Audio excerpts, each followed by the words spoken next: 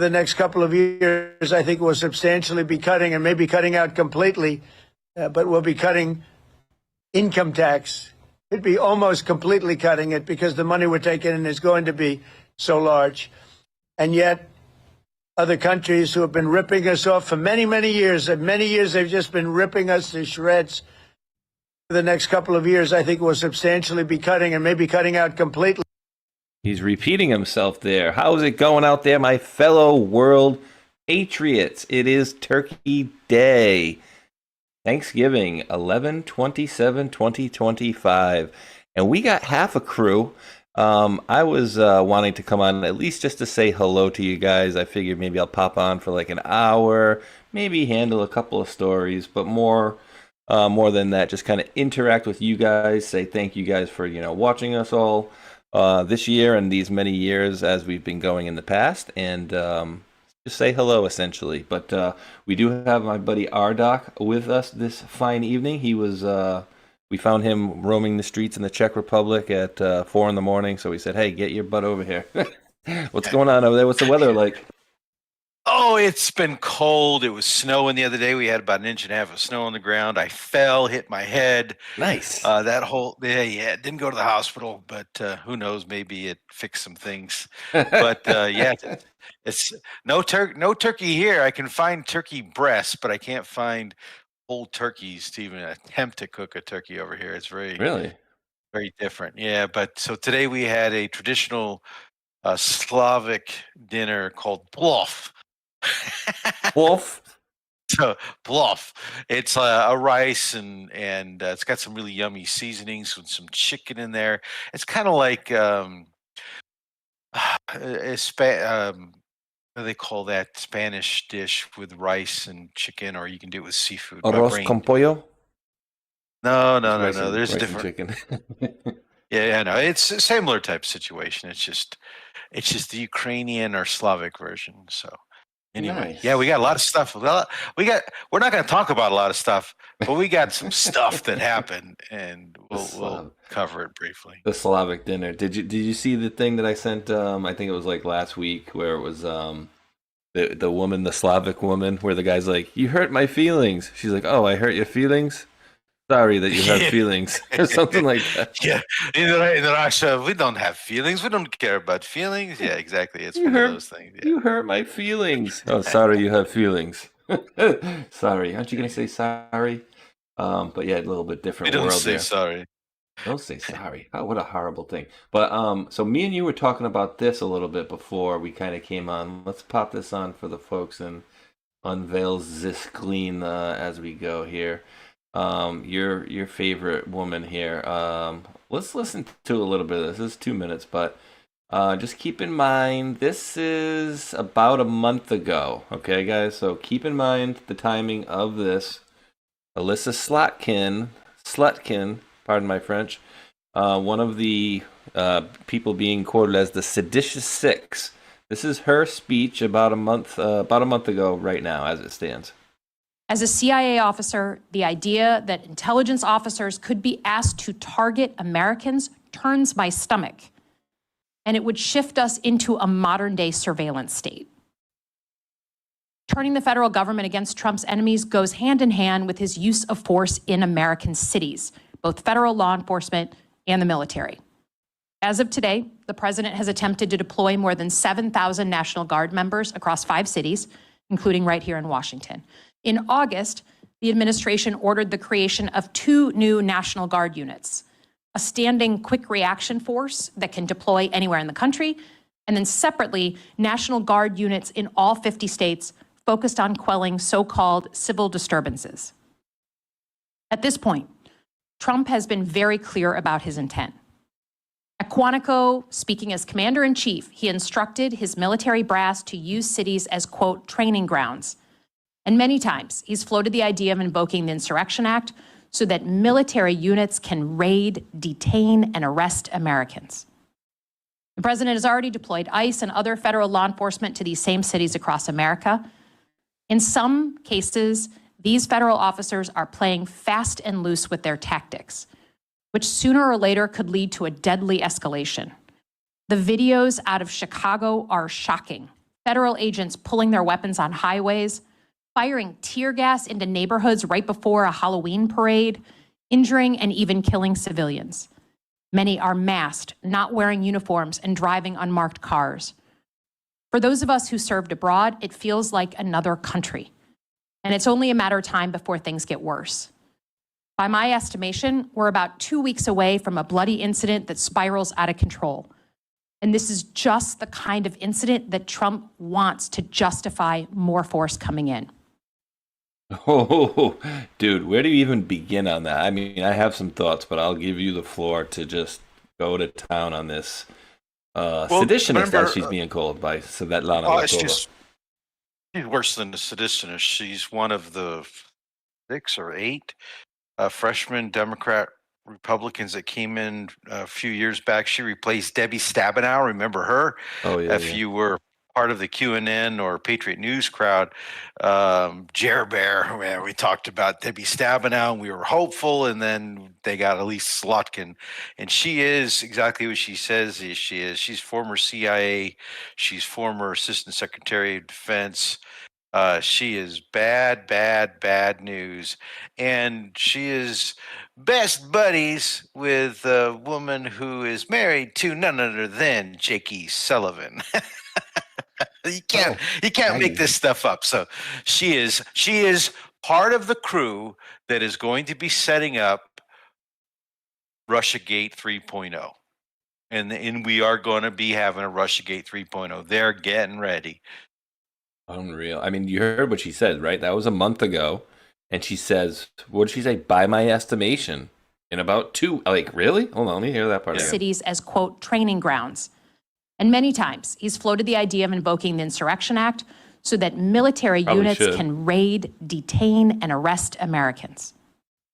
The president has already deployed ICE and other federal law enforcement playing fast and loose with their tactics, which sooner or later could lead to a deadly escalation.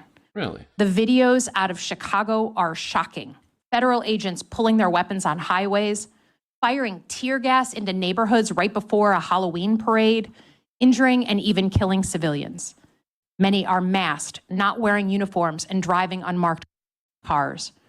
Well, Rdoc, they really wouldn't be needed to be masked if we didn't have people that are of the same ilk as her that are going around trying to dox these people, putting their lives into jeopardy, right? So the idea, it's like this never-ending door that just keeps opening and closing, but it's all stemming from the bull crap that they're doing here, right? And she's going to get into the part right now where she talks about that, but like, all of this crap is of their doing, and they just keep pushing the envelope. Let's get this part out of the way and then done here.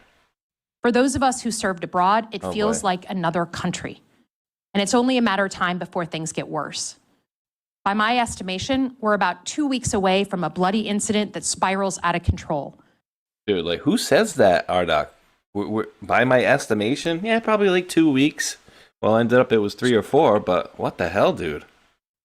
Remember, all these people, they kind of archaically announce ahead of time what their plans are, and this is basically a warning, a tit for tat warning between black hats and white hats, or between one side and the other side, saying, "You guys keep doing this stuff, and we're going to do this." And this is the moves and counter moves stuff that's going on behind the scenes. They have plans. The president of the United States can come in and say he's going to do X, Y, and Z, and is immediately faced with an onslaught of deeply entrenched permanent state, deep state, in all aspects of the government. We're going to talk about some of those. She and some of her fellow Democrats are part of that deep state intelligence group. Now, she's Jewish. Her last name is Slotkin. If that sounds Slavic to you, it's because it is. And you got to understand, this goes back post-World War II. It's all the same. They're all the same people, all the same issues that we've talked about for months, years. The same group of people, like the real deal Nazis, you mean? The real deal Nazis? Not like, oh, that dude's a Nazi.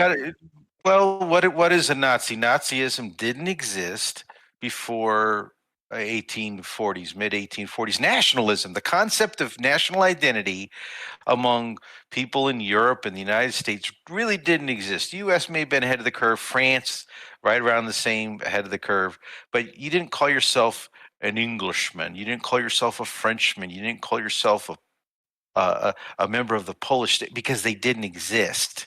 Okay, you were a slave or a serf, and you worked for a man or lord, and you basically lived your life on within probably a 15 to 30-mile radius of your home.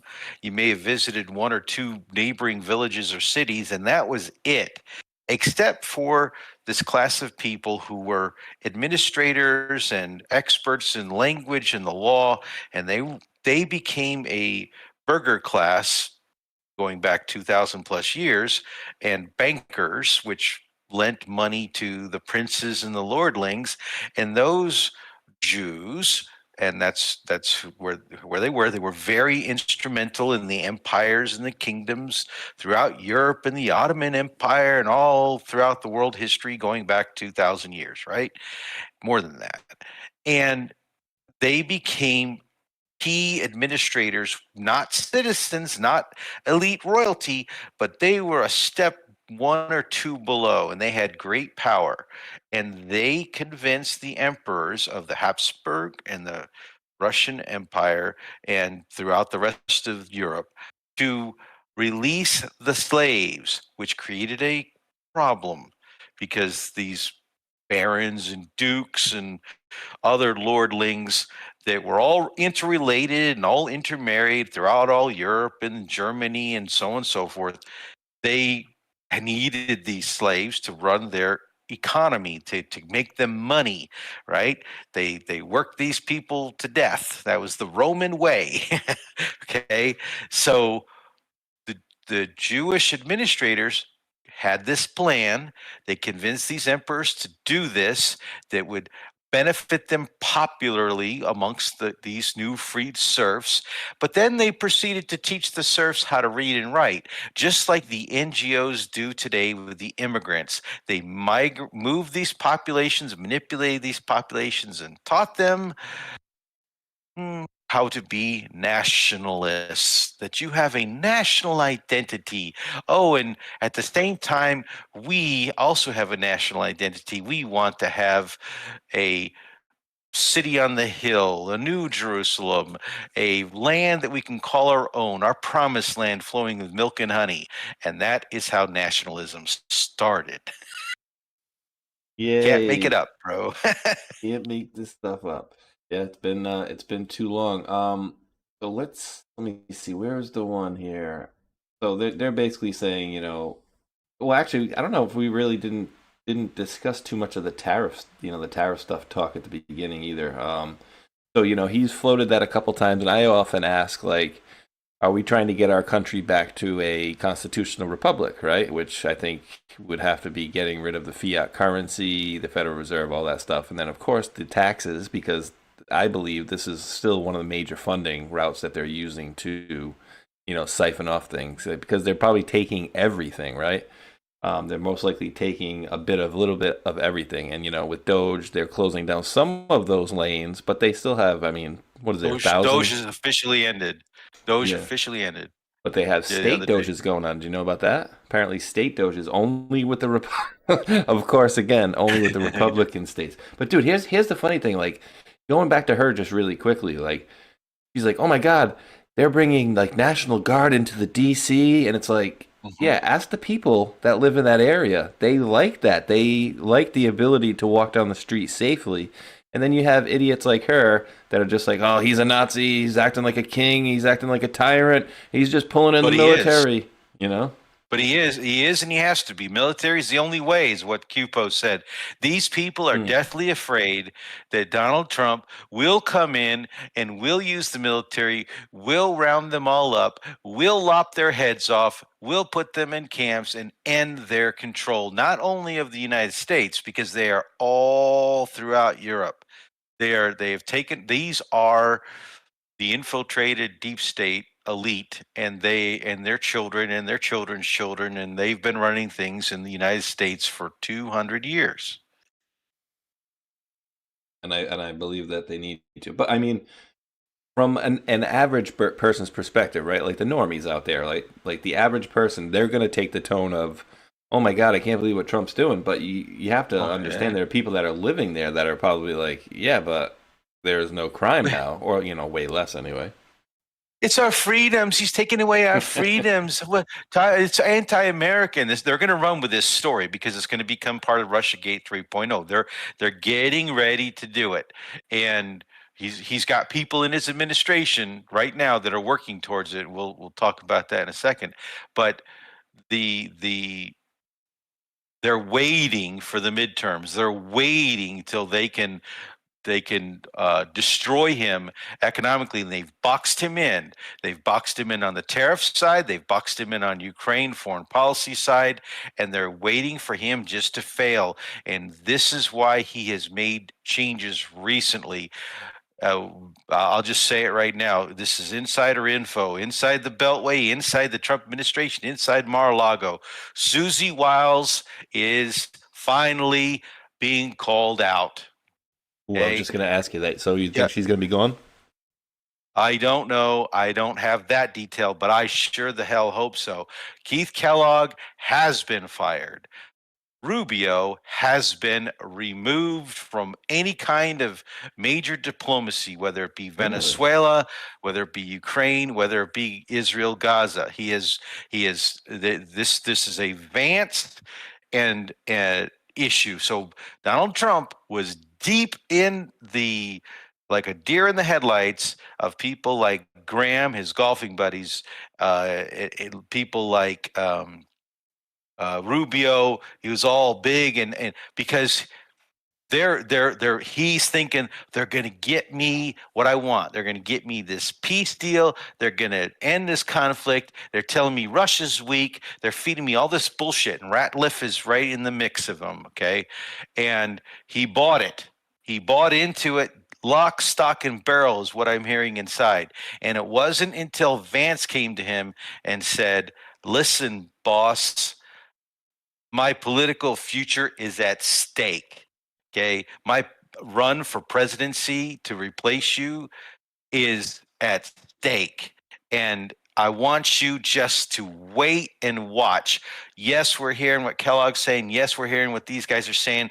But my buddy Driscoll, who I went to law school with, and my buddy Colby, who still can't get his assistants in place and his staff in place because the Senate deep state MFers are holding it up.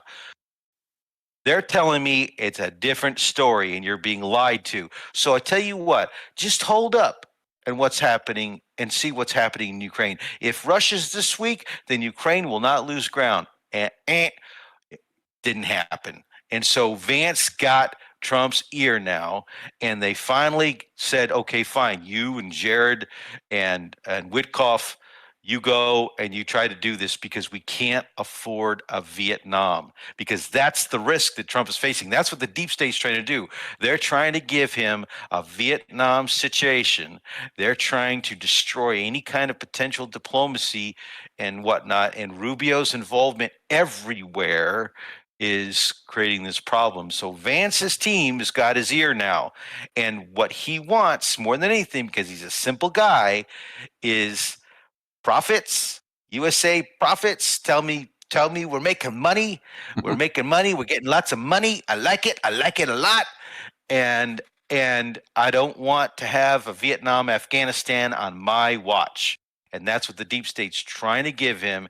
If they can't remove him, they're going to destroy him politically, economically, foreign policy wise, and then take over the Congress. And then impeachment hearings, investigations, Russiagate 3.0, they're ready to rock and roll.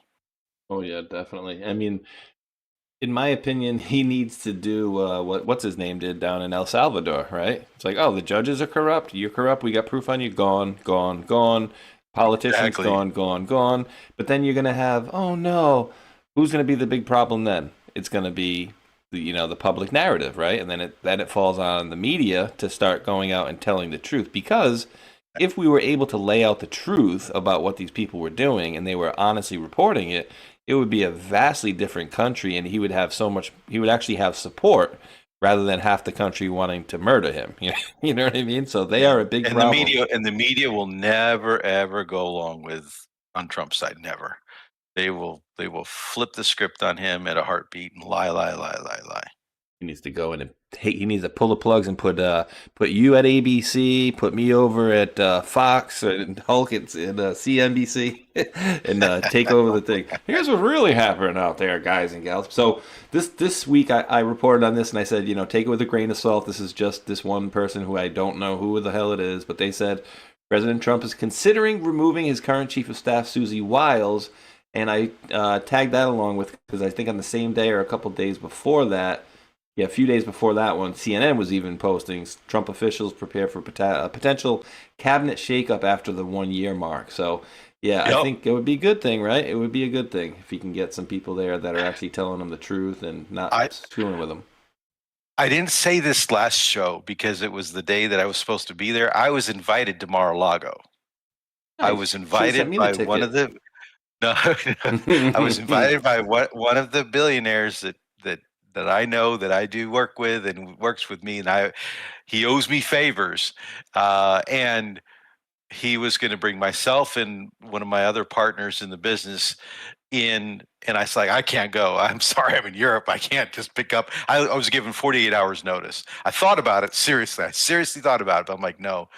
And then my business partner had his child's christening, and there's no way he's going to cancel that.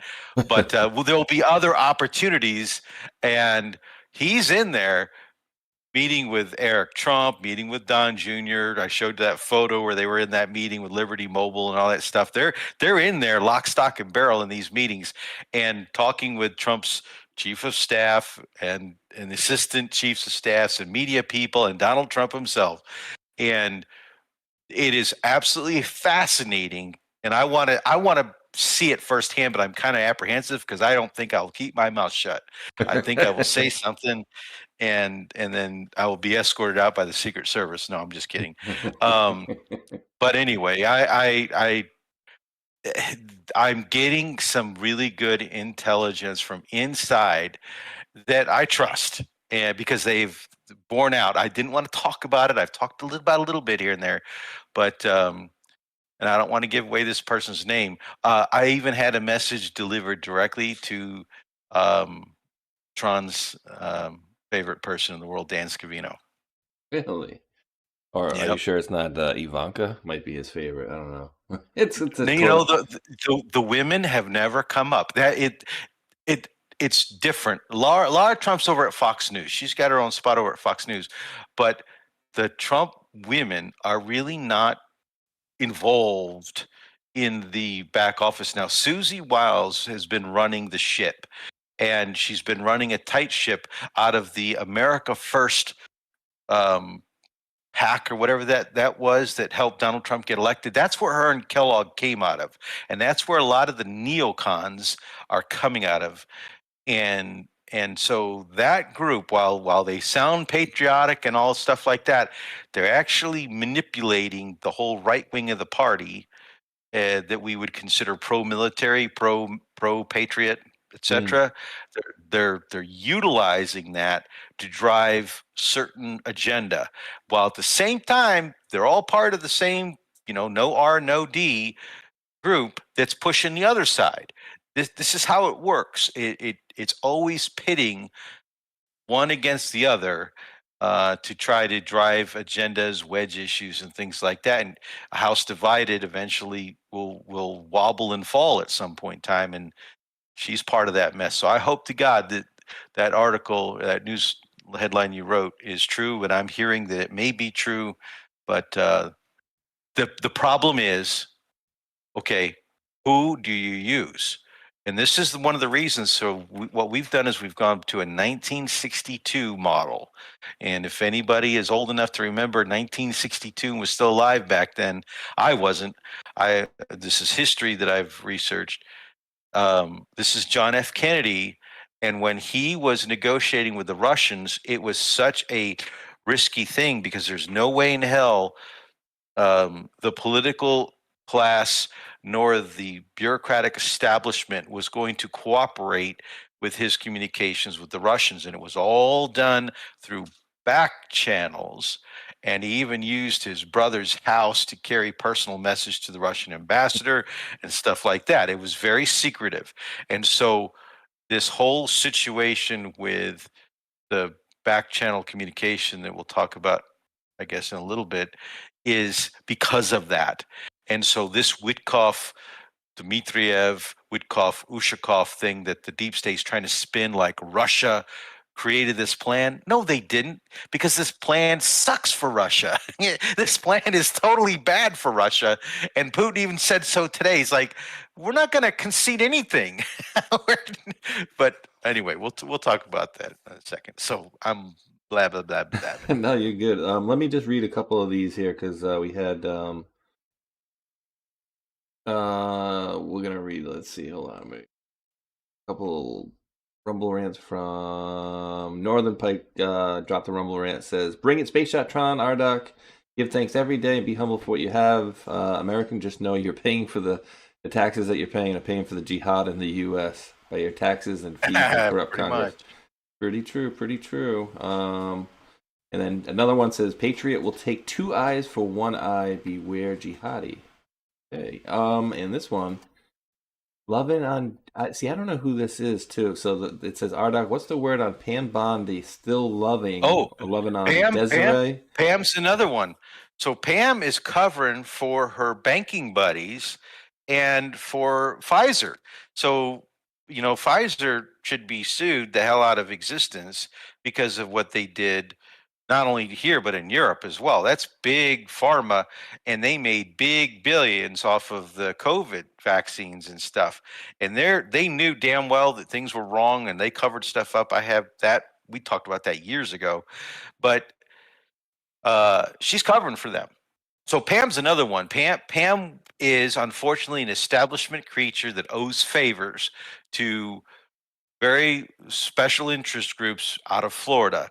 And Rubio, when Rubio got married, he married into the cocaine cowboys of Miami. Okay, that whole gang.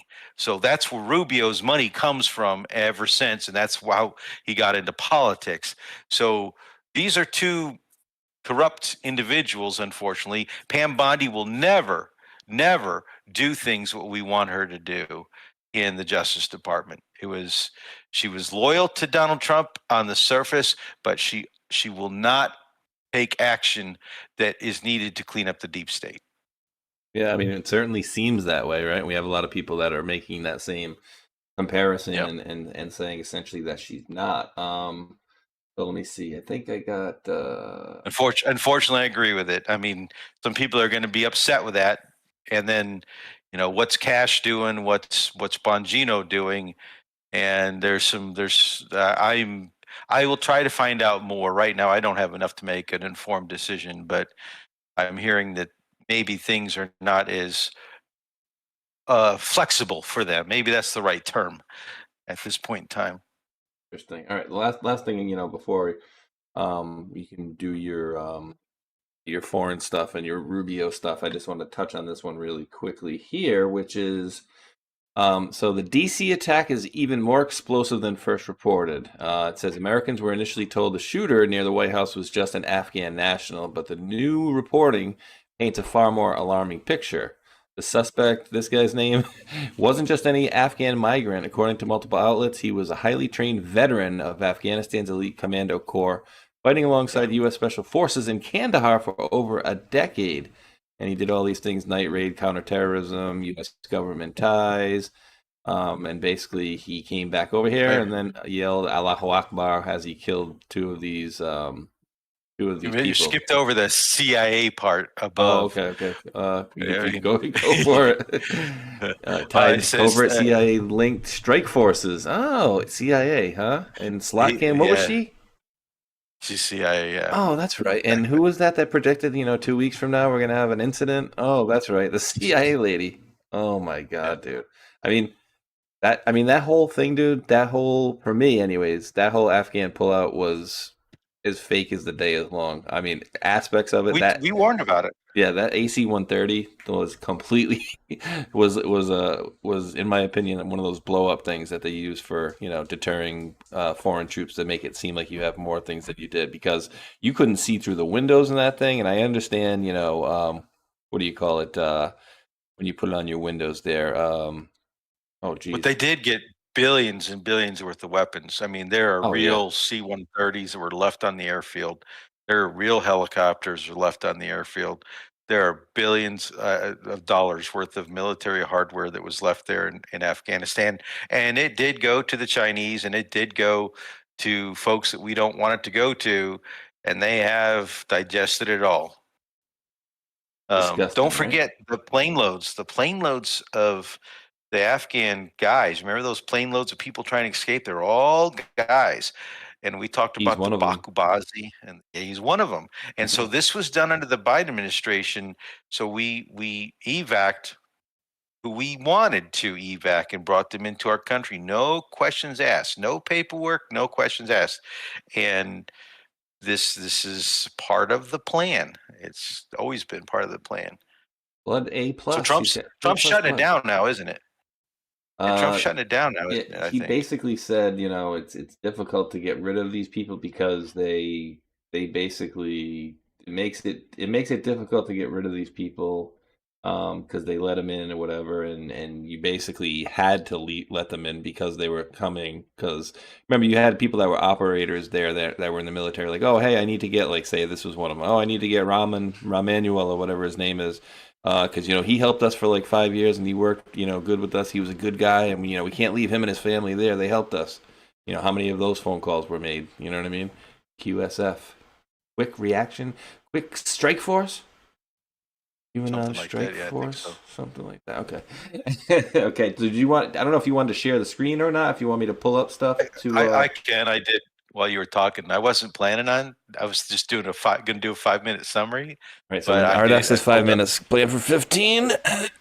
Well, no. Now I've pulled up the sheet, so I can. More than anything, guys, we just want to come on and say, reserve our slot here on Thursday night and say hello and happy Thanksgiving to you guys and say what's up to you guys.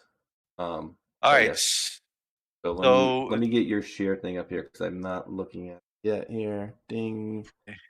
I got to pull up my other sheet where I wrote everything out. That was like, here, just read this. There we go. Pop it out and. Oh, you Pop got 2 Rdocs. All right, so I need to stop doing my stop sharing, stop stream. I go into Rdocs and then Bing. Okay, now we're good. All right, so today was the deadline, right? Today was the deadline that Zelensky was supposed to tell Donald Trump, "I accept your peace plan." Peace plan. Yeah. And nothing happened. He didn't say anything. At least last I read earlier today, it's now 5 o'clock in the morning in Kiev, and he didn't say anything. Putin did. Now, what has happened in the interim is really fascinating in the last 2 weeks now. We barely caught on to it after the end of the show last week. Rick Grinnell made a post like the next day, and I'm like, this is interesting. He's like, we talked about Kellogg leaked the peace plan to the media and it wasn't just any peace plan. We now know that this is a modified version of the peace plan he leaked that was modified by the defense minister of Ukraine, Umerov. And Zelensky and his crew leaked their plan, their modified plan, 28-point peace plan that Kellogg leaked with the intention of trying to sabotage the entire discussion because he understood that the Russians were never going to go for this 28-point peace plan. Okay.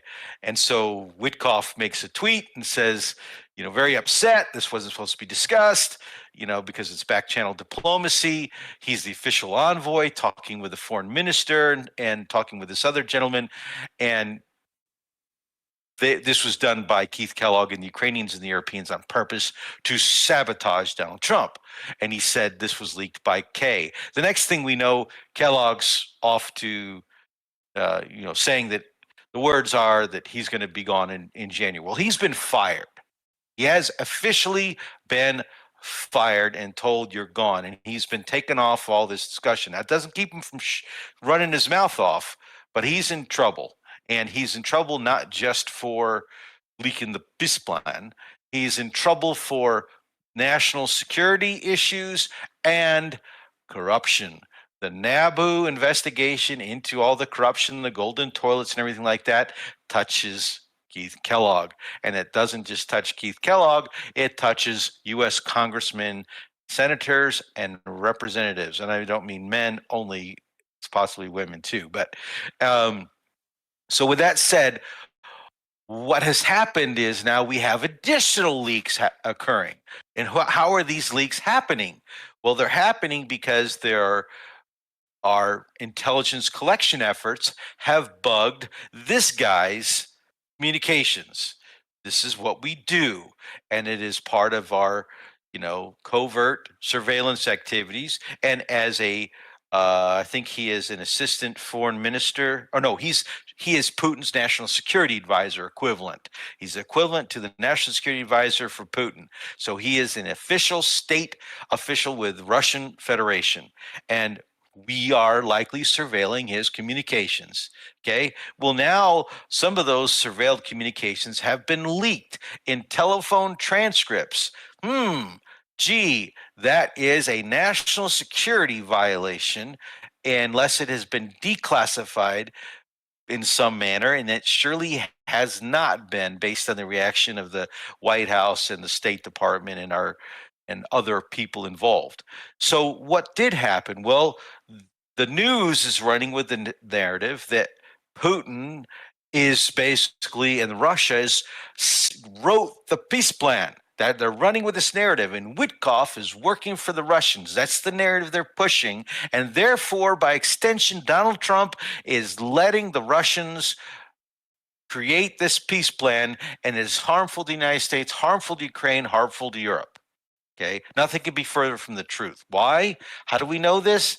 Because the peace plan is really bad for Russia.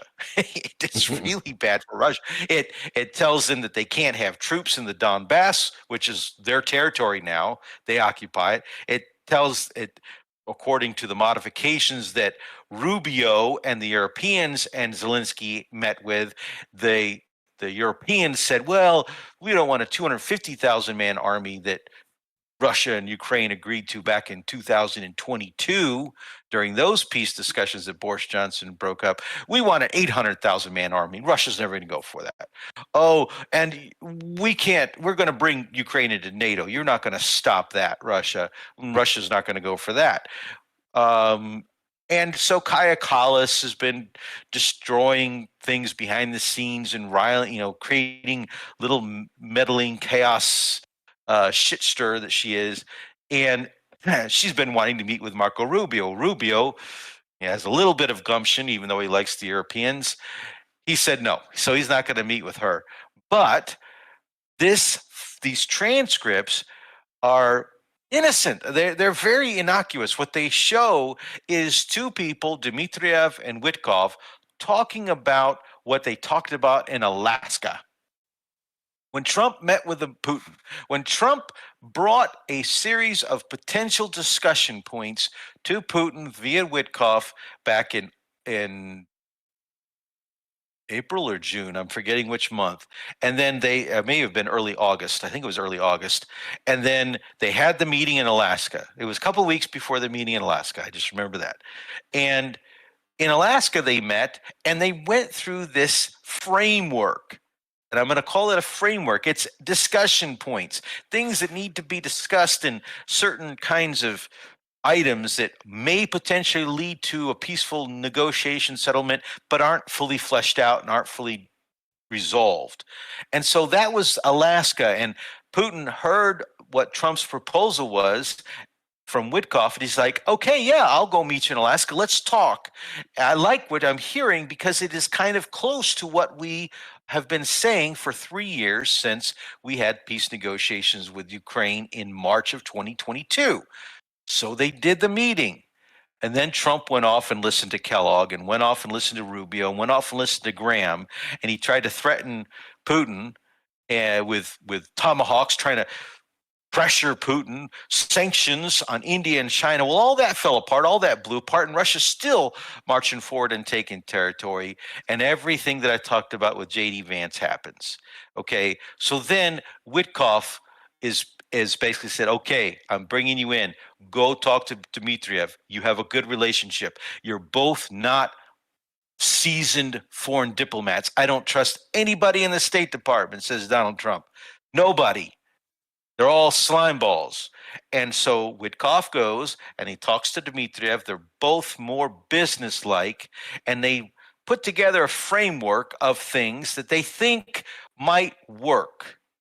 It's just two guys talking reasonably, realistically, not with any kind of biases or whatever, except for the betterment of both countries and their citizens. And then after they get to a certain point in the discussions, they're also having discussions with Ushakov, the national security advisor for Russia, because a lot of things have to be kind of passed. Dmitriev's not an official state diplomat for Putin. He was sent on an envoy mission not too long ago, but he's not officially in that capacity, whereas Witkoff is. And Umarov is a state official. So these calls get leaked, and the press spins them to try to derail and sabotage whatever is happening behind the scenes in the Trump administration and the Russian Federation and Ukraine. And so this first article here, which is referencing this Bloomberg report, is talking about how Ushakov's reaction to the fact that the transcript was leaked. He's like, this is not something that should be talked about. It's not something that's public. There's nothing firm or committed. These are ongoing diplomatic relations. You don't talk about this stuff. Okay, so shut the hell up. And Witkoff is being spun as this Russian agent who is letting Dmitriev and Putin frame up the peace plan. Well, as I talked about, the peace plan is not good for Russia. So why the hell would Russia ever propose such a piece of crap? And frankly, that has led now to this kind of article coming out of Medusa. Now, Medusa is BBC, MI6, deep state, 100%. Okay, they're through and through. This is not a pro-Russian site, and they go into and they spin it in their way, talking about how Witkoff urged Ushakov to tell Putin to congratulate Trump. Okay, that's good. That's what diplomats do. Hey, how can we make our two guys get along so they can get down to the meat and potatoes of the discussion points? And so they're giving each other pointers about how to talk to each other, how to present this, how to present that. Hey, what if you frame it this way? That is how business negotiations happen. And so that is exactly the way these conversations went. And then when they got in Ushakov, so they're still doing this, but now with the slight military national security bent, because only certain things are going to appeal to the Russians at this point. They're the winners. They're the victors on the battlefield. And the battlefield is dictating everything in this peace plan. So what we've gone to now is that the delegation of Ukraine and Europe and Rubio spun it as, hey, yeah, we agreed on the terms, but we really didn't agree on the terms. We changed 3 or 4 major things, and the 28-point peace plan, has become like the 20-point peace plan. And so they took out a bunch of stuff and they made some things that were absolutely concretely never going to change in their minds. No, Ukraine will be in NATO. Ukraine will get 800,000 troops. We will never recognize this, and no, they cannot have this territory, blah, blah, blah. Basically setting up a Minsk 3.0 situation, which Russia's never going to trust, Russia's never going to agree to, because they've been burned twice before and they're not going to be burned a third time. So Putin today had a conference, had a press conference, and it wasn't just a press conference, it was a big meeting. And he said, quote unquote, I'm going to paraphrase, sorry. We are happy to negotiate and settle this in a peaceful way and end the fighting. We're absolutely 100% committed and happy to do this, but not to the extent that it sacrifices the goals that led us to this conflict to begin with, which are what everybody calls Istanbul 2.0.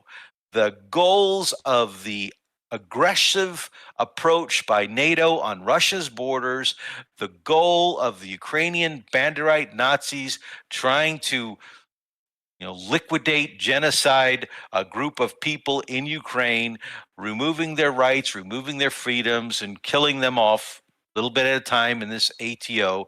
They're not going to, the whole Maidan coup and the U.S. control of the government of Ukraine in violation of Budapest, blah, blah, blah. They are going to remove any kind of military influence, reduce the military strength of Ukraine, and make sure that the government is changed so that the people of Ukraine will respect both Russian language and the religious freedoms of 50+% of the population of the country. That is the goals of the special military operation, and to denazify Ukraine. Yeah, I was gonna say that was never denazified, right? I was going to But say then that we get- denazification is what Putin said, and remember quoting him on what did he say? The New World Order worship Satan or something like that. So I think that's Exactly. poignant to say. And then remember, he's the big bad guy, right? Putin's always been this big bad guy, and I'm not sitting here telling you that I know who he is as a real person, but like we've been told other things. Remember Gaddafi, that horrible guy who was like paying people after they got married and giving kids money to go to school, and oh wait, he didn't want to go into their banking system. Yeah, but Putin is moderate. Putin is moderate compared to hardliners in the Kremlin. Ushakov represents the hardliners in the Kremlin. If you get Ushakov to agree that this proposal is okay and it passes his scrutiny, then Putin is likely going to be more amenable to agreeing to it. So at the same time that Rubio goes off and meets, we get word that Driscoll, the new military guy, not Keith Kellogg, deep state military guy, but Driscoll, Army Secretary, Assistant Secretary Dan Driscoll. I believe he's Assistant Secretary. It says here he's Army Secretary. I think he's Assistant Secretary of the Army. Really? That's interesting, no? Yeah. This man went to law school with Vice President Vance. They're buddies. Hold on. So let's stop for a second. So this is the guy that you're talking about, and you can continue on with the story, but to me it's interesting. The Army Secretary is going to be missed, and so he's already over here shaking hands with Vladimir Zelensky. First, he didn't meet with Zelensky first. He didn't go meet with Zelensky first. You want to know who he met with first? Please. This man. Kim Driscoll met with who's this UAE's defense intelligence head? No, this is Kirill Budanov, who I've talked about many times. This is Mr. CIA asset in Ukraine, Mr. I do the assassinations and I carry out the terrorist activities on behalf of the CIA using my Ukrainian assets, Kirill Budanov. This is, I wanted the presidency, but Victoria Nuland told me no, and Zaluzhny, she also slapped his hand, and he was sent to the UK, and I bide my time. But now I see that my time is running out. My time is running out because we're losing, and he said this as much. He said in too much time, we will not be able to do anything to stop the Russians from taking over and winning and getting into Kiev in just 2 months' time. This is Kirill Budanov, who is Mr. Banderite, Mr. CIA himself. So he was in Abu Dhabi meeting with the Russians already. He was not just meeting with the Russians, he was meeting with the Russians' intelligence services. Okay. And so he's Ukrainian intelligence services. They're meeting with Russian intelligence services. Oh my goodness.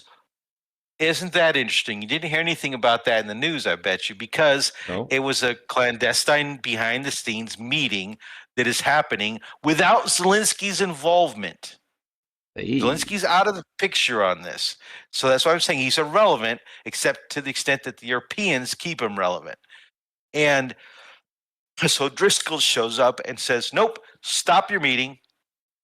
We're going to change tactics. We're no longer going to go down this route that Keith Kellogg sent you on and that CIA sent you on. We're now going to change the topic and talk about the 28-point peace plan, except it's not 28-point peace plan. It's like 19 or 20-point framework for negotiating a peace plan. And they did just that. And so part of the discussion surrounds things that were very important to both of the intelligence services of both Russia and Ukraine. And so Budanov has got a piece of info that Zelensky and Yermak are not privy to. And Driscoll then, after meeting with him and the Russians in Abu Dhabi, then he goes to meet with Zelensky in Ukraine. And the reports are he told Zelensky straight up, you're losing, and you're losing bigly. No, don't try to tell me your bullshit. Now, so his visit was originally kept secret. He was supposed to be going over under the pretense of looking at some drones and some drone training activity and use of AI and drones. But his real purpose was the peace plan. And so he met with Zelensky and he told him straight to his face, you're losing and you're losing bigly and you need to take the deal. And of course, Zelensky hasn't said anything. And then he took the European model and whatever else, the real peace plan, which we're being told now is 19 points, and he's going to Moscow, or he was in Moscow. I don't think he's gone to Moscow yet. I think it's supposed to be like in the next day or so. And at the same time, Witkoff and Jared Kushner and J.D. Vance are going to Moscow next week. Okay. And so, but the Russians have already kind of said, hey, look, we haven't seen any kind of official proposal from the United States about this plan. But, we're happy to talk about it, but just understand we're not going to agree to anything like this, or this. Okay. So if it's in there, FYI. So yeah, so now it's the peace plan shrinks to 19 points. And what else we got here? Any little tidbits? Kirill Dmitriev. Dmitriev is basically trying to, or not to be, Budanov. Budanov wants to be president, and Budanov is just trying to hold out because he sees his chances of being president of Ukraine slip away. Because if Russia wins, then it's over. Okay, he doesn't get to be president. Zelensky doesn't get to be president. Zelensky doesn't. Nobody gets to be president. So Trump had some comments. He made a couple comments today, and but nothing. No official response from the Ukrainians. And so what is happening elsewhere? The real situation. Remember the battleground dictates thing, and this is the last comment, and I'm done for the night. So on the ground, Russia has broken through the defense lines in Zaporozhia's eastern flank, this town called Guliopole. And I've talked about it last Thursday on the show, and we showed the little map. Guliopole will fall by the end of the year. As a matter of fact, it will probably fall in the next 2.5, 3 weeks. The Russians have already entered the city in the south. They've also broken through on the eastern flank. Those troops of the 110th or 101st Territorial Defense Brigade, I always confuse them, have abandoned their positions because they were being encircled and outflanked, and they've retreated back in the city, but there's no secondary positions. Meanwhile, straight to the north along this key roadway where there's fortifications on either side of the road, and then there's a river a little bit off to the side. This is like the defense line. This is like the last defense line between there and 65 kilometers to the west, the river Dnipro, where the big city of Zaporozhye is.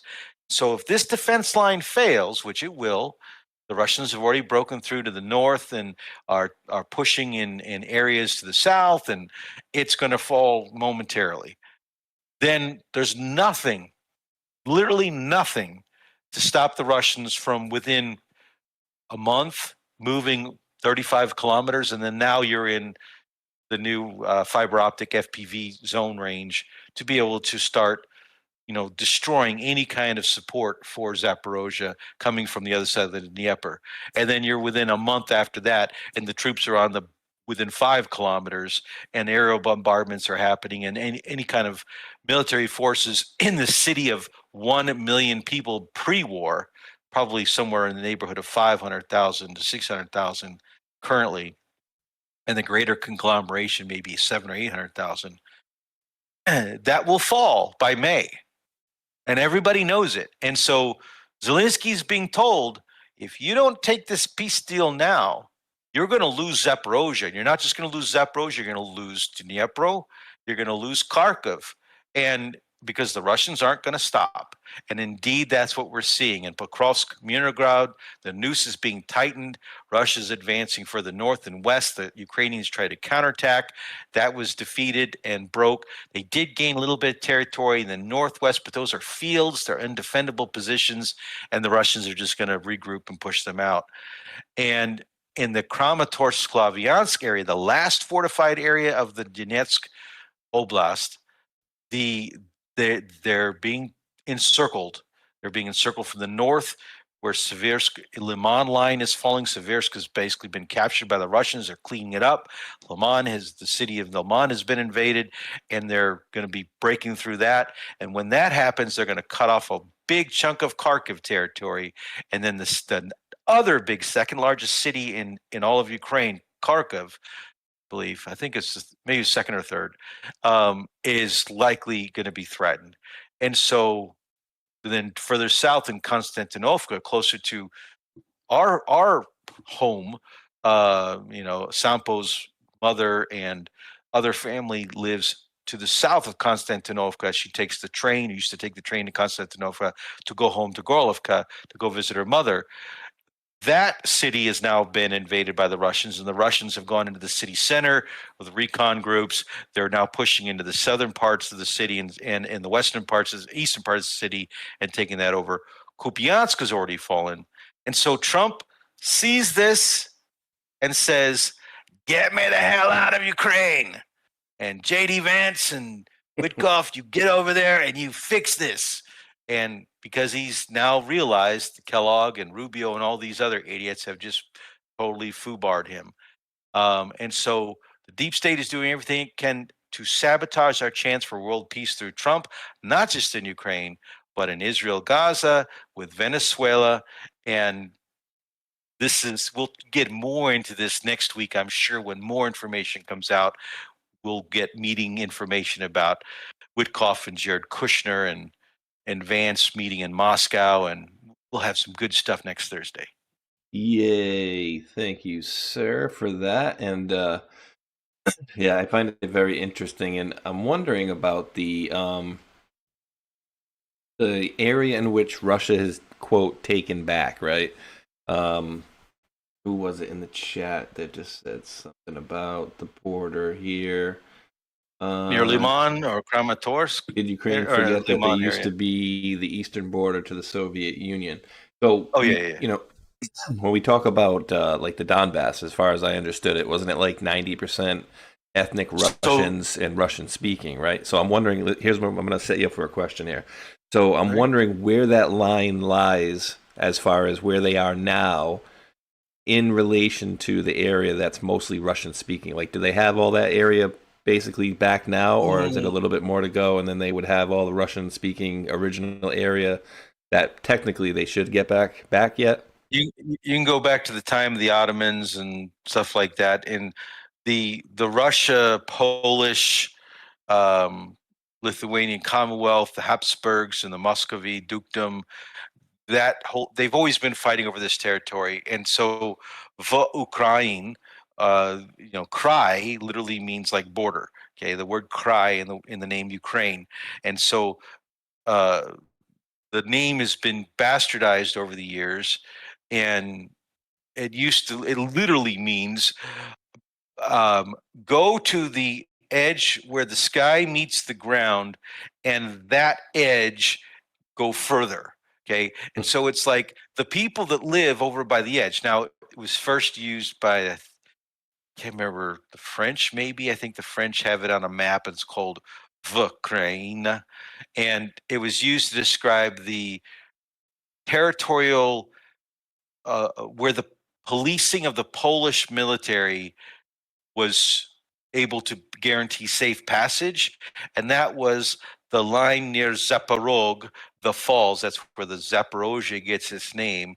So Zaporog, the where the river Dnieper used to not have dams, and it was like a rapids area, and so that was the rapids and falls area of the river. And to the east of that was like wild no man's land. And so the borderline Ukraine was the territory that the Polish military could control. That was on the western side of the Dnieper River, and everything to the east was considered wild man, even though it was part of Polish territory. And so advanced to World War I, where nationality gets created, and at the end of World War I, we have this attempt to create the state of Ukraine, and it fails. And that territory was always Polish on one side, Russians on the other side, and back and forth, pretty much separated by the Dnieper River. And so there's a lot of more Polish influence on the western part of the country and a lot more Russian influence on the eastern part of the country. And I'm talking about empirical Russia. Then you have the Soviet Union come in Red October, and the Stalinization to build up the farmlands after he killed all the farmers and punish the traders that, whatever, the whole history there we don't need to get into. Bottom line is the country's always been split, and the country is still split. And while it has been under Soviet Union control, Russian was the predominant language taught in the schools. Ukrainian really wasn't taught much. It's not really made up, but it's a false national language, maybe the way to say it. And so the country has always been divided, and that's borne out in its elections under its modern history since 1991. And the OAN UPA side on the west, that is all heavy Banderite territory. You go into certain cities and villages and towns and you speak Russian, they'll spit on you. And I'm serious. And this has been that way since the 50s and 60s. World War II didn't solve the problem of Ukraine. It started a civil war, or continued the civil war after World War II ended, between the Banderite nationalists, or UN UPA nationalists, and the Soviet government. And that civil war was officially announced as ended, like, I think it was during Kravchuk's period. I can't remember, where they literally admitted, hey, we've been under a civil war, and it was a terrorism civil war. So you have this asymmetrical warfare that Victoria Nuland talked about in that speech we've played many times, and that's what she's talking about. Ukraine reverting back to is their pre-Soviet Union or post-Soviet Union terrorism, asymmetrical warfare, assassination roots of the Banderites, which was always supported by the United States CIA, because they were our first CIA assets. The CIA was started by Reinhard Gehlen with Dulles as his counterpart in the USA, and our first assets were Ukrainian nationalists. Wouldn't doubt it. Yeah, I pulled up a little map here. It was just showing, because I was trying to see like where Zaporozhye appears to be a little bit more north than, the more east, obviously, or excuse me, west of Donetsk, but it's more north of what I was looking at here. Mariupol. Yeah, it's right on the river. Mariupol is under Russian control now. They've rebuilt a lot of the city. I can't. Oh, there we go. I can see your stream now. And yeah, so this one's that's better. This is August of 2024. So this map is current as of then. Yeah, it's old. So the red line. Now, if you go to like that little good. purple area under the eye in Zaporozhye, that second eye in Zaporozhye, that purple area. If you drew a line straight north, that's and then to like maybe that little. They'll stop your go back down south. Go back south, south, south, south, south, south, south, south, south, south, south. A little bit, little bit, little bit. Right, freeze. Go back up. Went too far. Sorry. A little bit further. Just a little bit further. That little notch. Okay. That little That's good. notch. And then you go straight east towards Luhansk and then straight north. That's the only that little bit of territory is left where the Ukrainians occupy. And where Russia is saying, if Ukraine leaves, we'll stop fighting. If Ukraine leaves that little bit of territory, we'll stop fighting, we'll freeze the lines. But if Ukraine doesn't leave, we're going to take it anyway. And they're about a month away, 2 months away from taking it all. Yeah, I'd say they need to take it, brother. Well, we did an hour and a half, and, like we said, Rdoc was like, wait, you're going to do an hour? I thought you were going to do like 15, 20 minutes and say hello. I wrote out everything in a 5-minute summary, but then when you said an hour, I'm like, okay, I'll pull up some slides. We get some more time. All right, we appreciate it. And this is funny, too. I like to crack on. It says, total of 1,400 people watching, 800 on Rumble, and the only two that are reporting are 800 and 400. So Rumble and YouTube. So that adds up to like 1,200 as far as I can see. Their math is a little off on here. I don't know what they do there, but interesting. And thank you guys all for hanging out with us on this Thanksgiving. Happy Thanksgiving. Yeah, this United States of America. Anyways, Thanksgiving. You can't. You guys get some ham or something over there, Rdoc? Different. Big ham here. But I tell you what, what's been happening is so Black Friday is no longer Black Friday in the USA anymore, right? It's now become Black November, like Cyber Monday, and that's what I was telling my son earlier. I said it's pretty much dead. Like we used to, like right after we eat, people were like, oh, we're going off to the stores. We're going to go wait. Now it's like, buy it online. I already did my shopping. I buy it online, have it delivered. Well, that's the one thing of Thanksgiving that has been exported around the world. So here in Europe, Black Friday has been going on since the beginning of November. And then I went and checked some of the deals that are, it's now Friday here. It's the 28th, 4:41 a.m. And I'm looking online and looking at some of these deals. And I'm like, they suck. They raised the prices. It was better 2 days ago than it is today. Yeah. So I'm going to check some Amazon deals and whatever. But hopefully everybody is able to get some Christmas shopping in. But more importantly, spend time with the family, friends, loved ones. And if you don't have anybody around you right now, go out and take a walk in a park, or go see a movie, or go do something that you enjoy and just get some me time, and reflect on what we should be thankful for, because there is amazing things to be thankful for in life, even when you fall on the snow and the slush and hit your head and worry that you got some problem. Sorry. That's a personal experience he was sharing with you there, ladies and gentlemen. For those who've been around a long time, they remember the bee incident. Rdoc threw his back out by getting attacked by but it was a wasp, right? It wasn't like any little. It was a wasp on my shoulder, and I went running through the house. And my pants fell off, and I ended up, my shorts, I should say, and they fell down to my ankles. And as I'm running around doing gyrations, I ended up flipping through the air, spinning, and hitting my head on the edge of the couch, and knocked myself out for like 2 seconds or something. I don't know. Hey, we have all the goods, only the good stuff, baby, only the good stuff. Well, we have these things happen for sure. Thankfully not to me. No, but yeah, dude, I'd be running. I remember, and years ago, I got hit by somewhere between 15 and 20 bees. We were camping, me and my cousin were taking a walk, and somehow, thankfully they were only yellow jackets, but somehow we were walking, and there was like this campground in Rhode Island called Ginny Bee out in Foster, Gloucester area.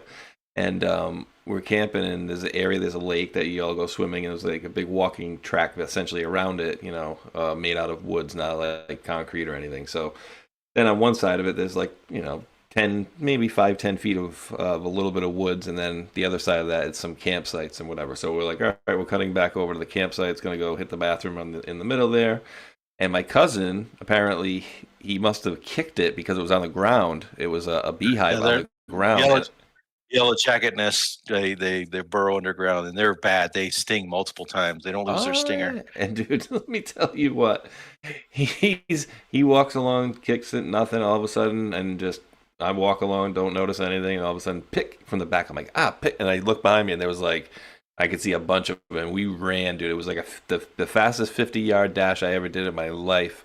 And we ran. I remember like it was yesterday. We ran into these the bathrooms at the campground. They were made of like logs, but they were set up in like a teepee. So it was like a big V, a big triangle. And I'm just running my ass off like it was that movie Stand By Me, like running from the train. And I got hit. Bing, bing, bing, bing. So tell me, what was your favorite food today? What is your favorite Thanksgiving dish that you absolutely have to have prepared every year? I like the stuffing. And it was whose side of the family brings the best stuffing? It was my side, actually. Where the recipe comes. Okay, my side is definitely better. It was a little less lackluster today. But yeah, dude. So what I actually tried out, we had mixed berry pie. I went and got this mixed berry pie cake, yeah, whatever you call it, yeah, fruits, pie crust, yeah. What is it? Strawberries, blueberries, raspberries, and there was actually rhubarb in there. So I'm like looking at it. Rhubarb, strawberry rhubarb. Oh yeah. I'm like, what the hell is that? I'm like, that looks like celery. Oh. And I'm like, because I've never actually had a piece of rhubarb, so I ate it, and I'm like, and that's literally to me what rhubarb tastes like. It tastes like strawberry celery. Oh but yeah, more strawberry. Good. Strawberry rhubarb pie is like one of my all-time favorites. But so I didn't get to celebrate Thanksgiving over here. It just doesn't exist here. Plus, I was asleep, I think. But I've got a pumpkin here. Literally, I'm looking at it right now, laying next to a little wine rack that I have, and it's sitting there, and it's been sitting there since Thanksgiving, and it's perfect. Okay, Still looks great. I think I'm going to talk to Sampo, and I'm going to see, because she bakes amazing pies, amazing cakes. I'm going to see if we can make a pumpkin pie today. Pumpkin pie. Because I miss my pumpkin pie. Definitely do that. You know what I like with the pumpkins is making the pumpkin seeds. Love that. Oh yeah, she loves the seeds. She loves. Yeah, we used to take them out, put a little salt on, throw them in the oven for 300, 350. I forgot what it was. It's been so long since I've cooked them at home, but they actually do come out pretty good. Not bad at all. Sampo's awake. We have a kitty here that has been meowing at the door, and he woke up Sampo, and she had to come down and open the door for him. And now he left. Now he's like, okay, I saw you. Now I'm leaving. I'm out of here. That's it. Wow. That's it. I'm out of here. Let me just let me see. That's funny. It says, how does that even happen? Debbie Roush just donated a turkey ×1. Oh, a roast turkey's 10 diamonds. Okay, I see what's going on here over on D Live. I'm like, wait, how did she just donate a turkey? I'm like, I just ate, but thanks, thank you. Over on D Live, we got the top 3 contributors of Liz G. We got the Great Conspiracy and P Dancer. I'm gonna drop in some 3. Let me see.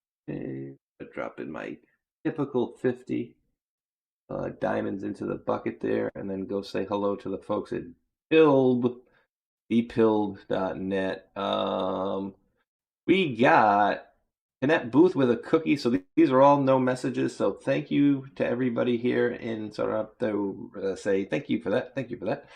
So thank you for all of these because there are no messages. But Tanette Booth with a cookie, and then Sean Joe with a cookie, followed by yet another cookie from Sean Joe, and then One Thunder with a can, and then Sean Joe with yet another cookie, and then 123 SKG with yet another cookie, and then followed by Sean Joe with another cookie. I think Rdoc, they need to put I've been saying like a glass of milk or a gallon of milk in here or something. That would be great to go with the cookies. But thank you, Miss Echo. Gift of the cookie says, "Happy Thanksgiving, love your show." So thank you for that, Miss Echo. And Minnesota Girl with the cookie says, "Happy Thanksgiving, praying for our National Guard and their families. Breaks my heart what happened." Yeah, that's just absolutely disgusting. Yeah. You know, and now they got to be kind of like on alert. You know what I mean? So they're going to be all stressed out all day, like looking over their shoulders. Yeah. Should have been on alert to begin with. Lesson learned, but yeah, it's very sad. Very sad. Unfortunately, in this time. And the last one, thank you to Sean Joe for yet another cookie, and then I'm dropping the scratchings over there, and then so I think that's it there. I'm gonna teach you some Russian. You ready? Das Bradanyas, beaches. Okay, so if you want to say like bye bye, okay, you can say Obrigado. like no, you say paka paka, Poka, paka paka. It's so paka is like bye. It's like an informal. Now, if somebody is named Katya, like Catherine, Katerina, Ekaterina, Katya is like the nickname, and it can be shortened to Kat. So or Kachka. But you would say Paka cat, like bye cat, Paka cat. So Paka cat. But in Russian, to go Paka cat is to take a shit. When you there you go. Learn your lesson. It's like Russian lesson.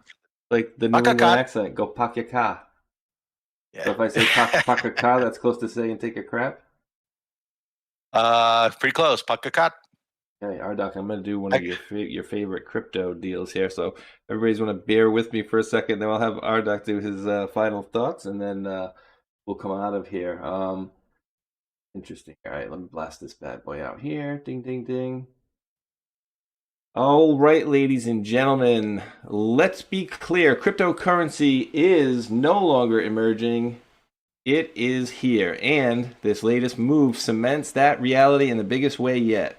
Trump Media Group just inked a massive $6.4 billion deal with Crypto.com, the world's top crypto platform. They're teaming up to scoop up $6.4 billion in CRO, the powerhouse token that fuels fast, low-fee DeFi, staking rewards, and real-world perks like cashback on your spends to launch America's first CRO treasury. And when it's done, this new company will be the biggest CRO holder out there. Want in on the action? Head over to Crypto.com today and grab some CRO, and let's make crypto great again. And there's no cheers and commercial. I did like that movie. That was damn funny. So was that your final thoughts earlier with the my final, go take a walk and stuff? My final thoughts are: Happy Thanksgiving, everybody. Yeah. I am thankful to you, Space Shot, to Hulkinator, to Tron, to all of our moderators, to all the folks at Patriot News and that came before, and the whole community out there. Whether you agree with us or not, whether you agree with me or not, it doesn't matter, because you are what's important. You and your entire existence helps make this world what it is, and we have the ability to make it great again. So I'm thankful, and I want to express that to everybody, and I hope you have a wonderful rest of your day and weekend as well. Booms. Thank you, sir. I'm thankful for you guys as well. You are, Doc, and always, of course, thankful for our wonderful world patriots hanging out with there, because at the end of the day, we all want to be, we all want the same thing, right? We want just kind of a world to be happy and peaceful and be left alone, and I think we can attain that at the end of the day. And one day we need to get back into some of the woo Rdoc, like maybe one of these Table of Titans. We can like skip the news for a week and go into like some crazy time stuff that we used to do, like from time to time. Deep dives on the weird stuff. I like that. Alien stuff. Well, stuff like your mind power, metaphysical stuff, all sorts of weird stuff. Like I like the woo of the weird, and the off the beaten trail type of stuff. But yeah, that stuff's always fun as well. So happy Thanksgiving, guys. You have another if you're on the East Coast, you have another hour and 7 minutes of it, and I'm amazed that any of you guys are even awake right now, because I had to take a little like an hour nap before the show, dude. That turkey, that tryptophan, whatever the hell that crap is real deal. And I didn't have a lot of turkey, to be honest with you. So that stuff must be concentrated. They're probably drugging the population out there. But in any event, we do appreciate you hanging out with us. Big hat tip, of course, to Hulkinator and Tronanon out with the fams this evening as well. And crap, I didn't even get back to Country because I know she was asking if we were going live. So hopefully she jumped on if she saw us. Always, you guys should be checking out Liberty-based news. If you guys wake up at 3, 4 in the morning, you got somebody over there running Liberty-based news on the foxhole.app, pill.net there, or Rumble, of course. So check them out. And at the end of the day, one more, never forget to thank the mods. And we do appreciate their help, myself, and many others out there as well. Again, ladies and gentlemen, have a wonderful rest of your Thanksgiving, and just soon enough, it's going to feel like a snap, and I feel like it is. It's going to be Christmas is coming right back to us very quickly. So it's another month, but I feel like it's going to go by really, really quickly. So get your shopping done out there. And for Rdoc, at the end of the day, we do appreciate each and every last one of you wonderful world patriots out there for tuning in. And until that next video, thumbs up, like, and subscribe. Peace. Be good humans. Yeah, be good humans. Hello, guys. Something special is happening in here. That's right. It's brackets and jackets. Bringing it back for brackets and jackets. Special Epstein Island edition. That's right, folks. Epstein, Jeffrey Epstein, the man with the island, which is suspiciously close to Haiti. That's right. You see, this man, Jeffrey Epstein, is funding lots of people. He's funding lots of people on the street to make sure his shit doesn't get out. That's right. They want the record sealed. And they're paying a lot of people. Epstein's paying a lot of people. Oh, boy. For one, he's got a whole Mossad media matrix in America. And I would bet you anything that Alex Jones is one of them. Prove me wrong. That's right. Cappy's in the portal. Cappy's in the portal. Cappy's in the building with songs about Epstein. It's Breakfast Jacket's Epstein edition. Guys, I had some epiphanies today. I had some real big epiphanies about some guys. A big network of guys and spies and lies and liars. All right, think about this for a minute, okay? The guy in Portland, the scientist that just got busted for producing CP, that guy is 1 degree of separation away from Epstein. Epstein, the investor that lives in West Palm Beach, Florida. I know a guy who lives in West Palm Beach, Florida as well. Investor as well. Also involved as well. And all is not well with these guys.